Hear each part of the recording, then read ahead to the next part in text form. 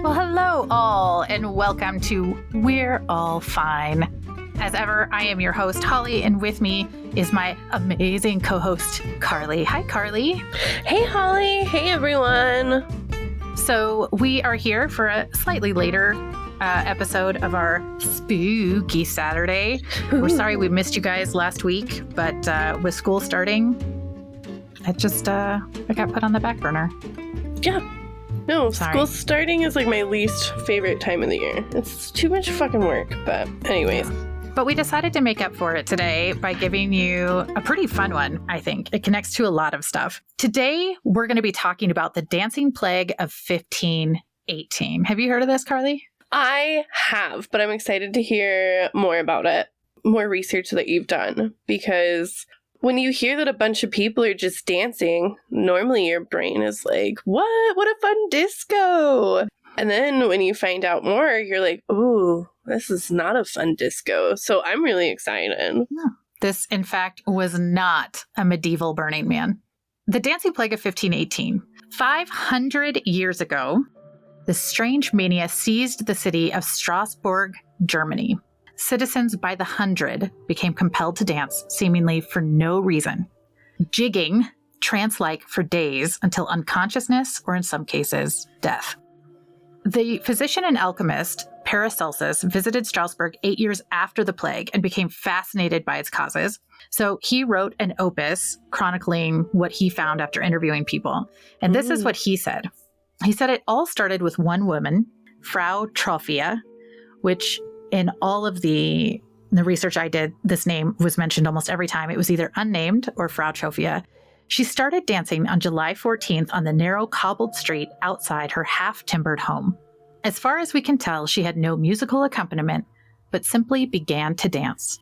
Ignoring her husband's pleas to cease, she continued for hours until the sky turned black and she collapsed in a twitching heap of exhaustion. The next morning, she was up again on her swollen feet and dancing before thirst and hunger could register. This went on for a week.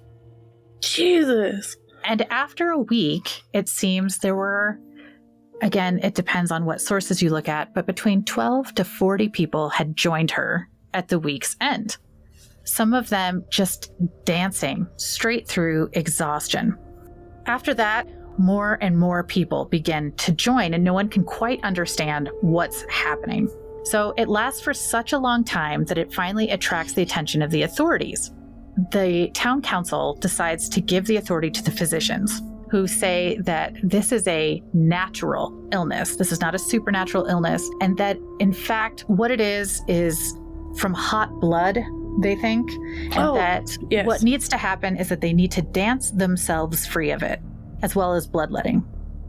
To dance themselves free of it, essentially just let it run its course, the medieval version of let it run its course. There are claims that the council then had halls refurbished to accommodate the dancing. Blacksmiths, homes, and other businesses were completely redone to allow for dance floors. Musicians were brought in to play drums and all sorts of music to essentially make it more conducive so that people could dance it out. The problem is that it backfired. And at this point, they're saying, and again, it differs on which source, but they're saying up to 15 people per day were dying. Now, if this is true, it means that the total deaths from this dance plague could be upwards of 400 people, all within about a month's time. However, there are very few sources for the death.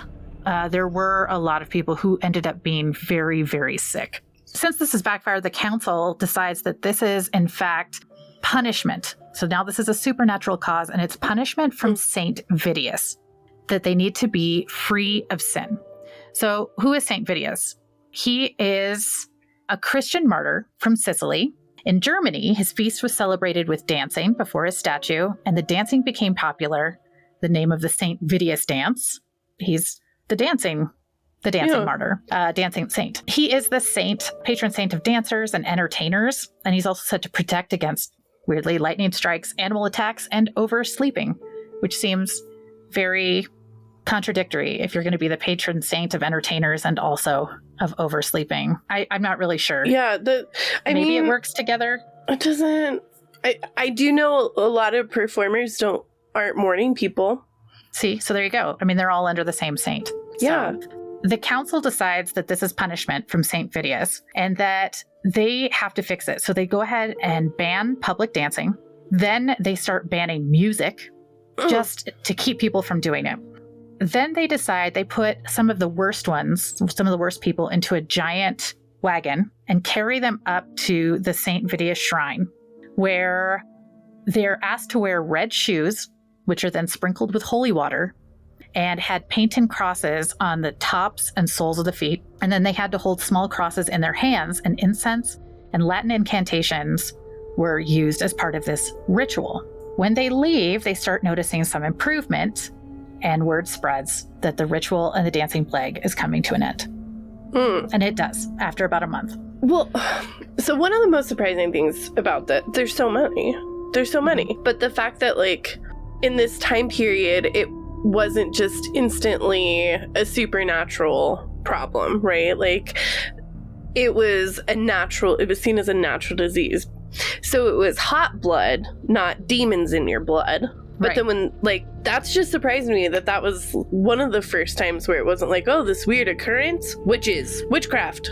Well, what's strange is that it is a weird occurrence, and yet this happened like all through the medieval ages. There's this instance has occurred. I'm not even going to be able to say some of these city names, but in Saxony, where they thought it was part of divine judgment. In Italy, a woman was bitten by a tarantula, the venom making her dance compulsively. And then again, people joined in. Well, and the fact, like, it doesn't help anybody's case, right? That, like, this wasn't, like, divine intervention in, like, a harsh way, because they do this ritual, and then all of a sudden, a month later, everybody, like, it's all better now. Right. One thing leads to the other, right? That makes complete and total sense. Well, some believe that the dancing could have been brought on. These are some of the theories. Could have been brought on by food poisoning caused by the toxic and psychoactive chemical product of ergo fungi, which is, by the way, the same thing they thought happened in the Salem witch trials, because this particular fungus is the substance from which LSD was originally synthesized. They're thinking that could have happened. The problem is that they could not find a ton of proof that this would have affected them at where they were. So even though it's been suggested, they've kind of ruled it out. The prevailing theory of what happened here is that this was an example of a fully developed case of psychogenic movement disorder, or mass psychogenic illness. We would know it as mass hysteria. Okay.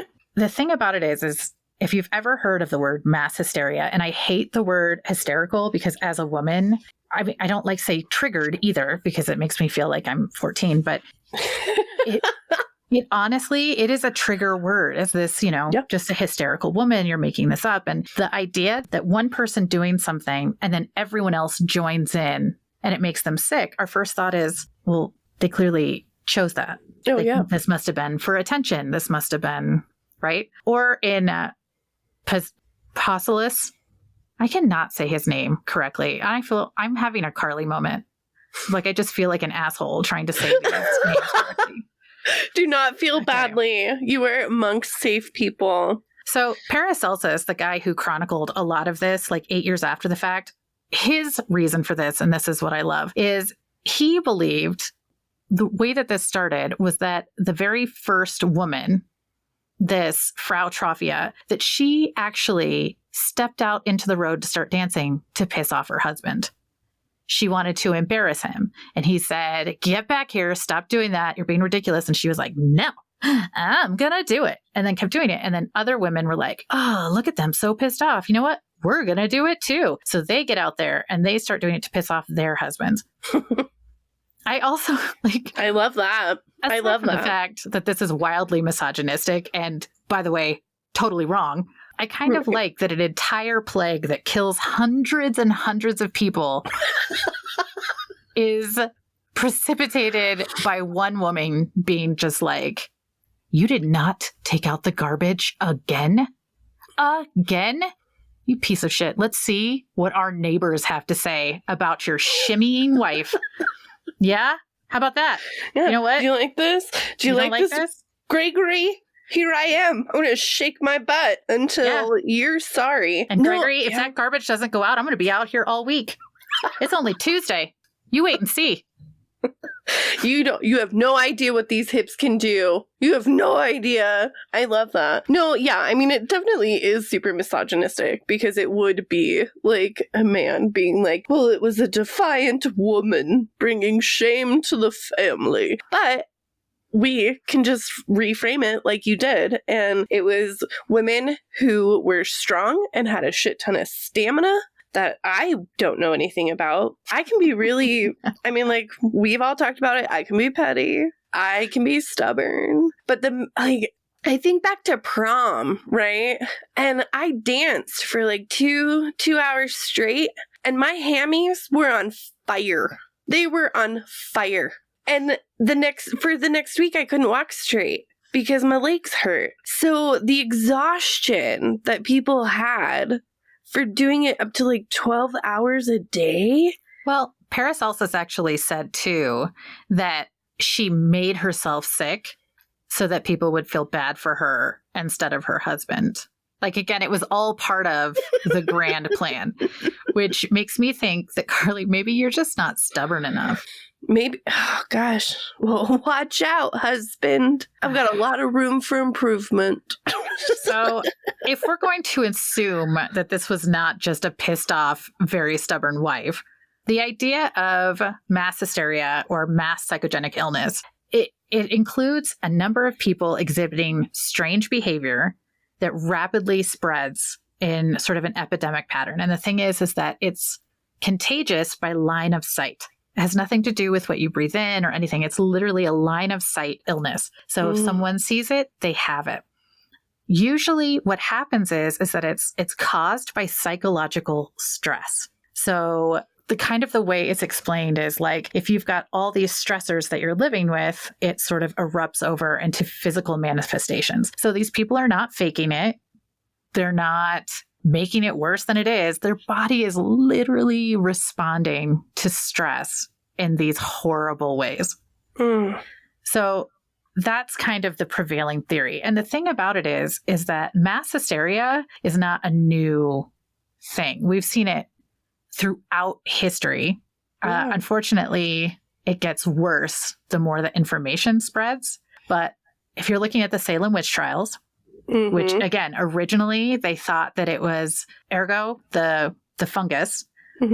But what ends up happening is they discover that this was probably mass hysteria. And what they're looking at is all of the factors of what was going on at the time. So they're looking at a lethal smallpox was just ending in this area for the Salem witch trials. There was hunger and inflation, thanks to extreme temperatures at the time. People were worried about whether or not the new government would be able to defend the colony from frontier war that they'd been losing. All of this stuff, crazy stress that just comes out in this way. They don't hand it to the physicians. They just go, it's the women. Yeah. It's the women who are the problem. In the case of the dancing plague, they had the same kind of thing. It was so bad in this town with hunger and just ravaged by war and things like that, it was actually called the Ruthless Years. Also, fun fact, I am related to one of the women who was killed in the Salem witch trials, which there were not many who were actually killed. No, there were many that were not. They were more imprisoned, a lot were tortured. Public humiliation was one of the number one ways. There was a dog that was murdered that was accused of being a witch. And like that one's absolutely unforgivable as far as I'm concerned. So, well, I had an amazing uncle that did so much research into history and tracked us all the way back to a family member who was killed at the Salem witch trials. So I have her entire background. And then ironically, his wife, digging far enough back, was related to one of the Puritans who was involved in that trial. So super fun. Bring that up every time you fight. Love that.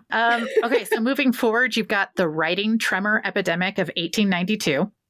There are all these schoolgirls in Germany. Why is this all happening in Germany? Their hands start uncontrollably shaking when they try to write. Some experience amnesia, altered consciousness. What? And then it starts happening in Switzerland, like the next year. they're thinking that it was a result of a new teaching method, which viewed the mind as a muscle that needed exercise. So they were forced to do all this tedious and repetitive exercise. Mm-hmm. That's enough to make me lose my writing mind. tremor. But then we move into like current times. You've got the June bug epidemic of 1962, where all of these workers in a U.S. textile mill come down with bizarre symptoms like rashes, nausea, numbness, and people are blaming it on the June bugs, which are the insects that they think are making them sick that are in there. Except they go in and search. There are no June bugs. There's no trace of June bugs anywhere in the area. These entomologists are like, there's nothing there. So psychologists find that 90% of the workers that had this all worked the same shift. And most of them worked overtime hours, and that 50 of them only began reporting symptoms after they had seen media coverage of the outbreak.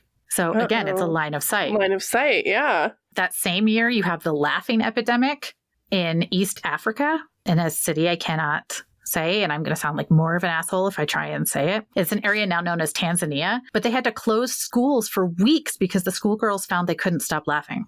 Now, to be fair, I have been caught in that. Like, have you ever had that, like a laughing fit and you can't stop? Yes, and it hurts, but there's nothing you can do. And the more ridiculous you feel about laughing, the more you end up laughing. Yes. And then when people are like, stop it, then it makes it even funnier. It's awful.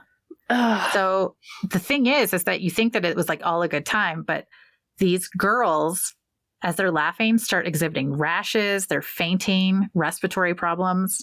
Well, yeah. A good belly laugh that fucks it. Like, how often have you really had a good belly laugh that ended in you, like, feeling like you're coughing up a lung? Oh, and so much. Doing that for an extended amount of time? Weeks. Oh, my God.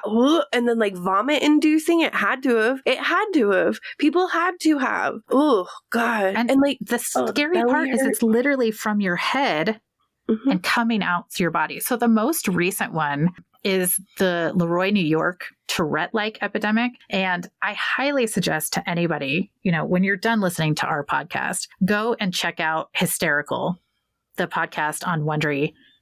Absolutely phenomenal. And it goes over this epidemic that happened in 2012. So really, really recent. A handful of girls are stricken with these bizarre twitches, tics, and spasms that all look exactly like Tourette syndrome. From the verbal tics, the physical tics, and many of them are hurting themselves. They can't stop. They can't function. And because the site was at one point a site of a major environmental disaster, everybody assumes, because there's just like everything there, it should have been an environmental issue that's causing this. Yeah. But all these environmentalists go out, they do every test under the sun. There's nothing. Absolutely nothing. And it spreads to 19 people overall. I mean, and horrible stuff. But the more that it ended up getting broadcast nationally, the more people picked it up. So weirdly, it was picked up the next year. The exact same things happened in Danvers, Massachusetts, which ironically is Danvers now, but it was known as Salem, Massachusetts back in the day. They, however, did not make a big deal about this in 2013 because they'd already gone through this once before with the witch trials. They were not going to have that spread around. So they went ahead and fixed that.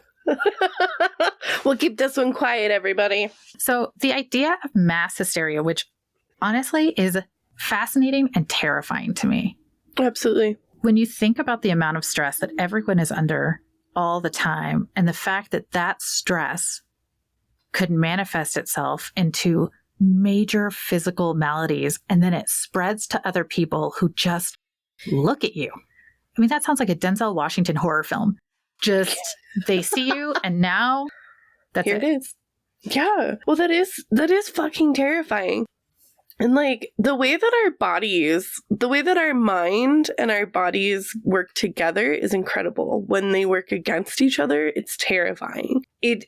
All of this reminds me of a book that I've been reading off and on. It's not a light read, but it's called Your Body Keeps the Score. I don't know if I've talked about this before, but it talks about how your body will hold the scores of trauma and of stress. And there was this instance where there was a natural disaster in Haiti, and all of these women afterwards that had lost their children had paralysis on one side of their body, and they could not move it. Their arms were completely limp, nothing they could do. And they went to doctors and they did every test possible, and there was nothing physically wrong with these women's bodies. But come to find out, whatever side of their body that they were holding onto their child, and then the child had perished in I believe it was a hurricane, or yeah, it was a terrible storm. Whatever hand they had holding their child where their child was taken from them in the wave was the side of the body that was gone. So through trauma work, and it was hundreds of women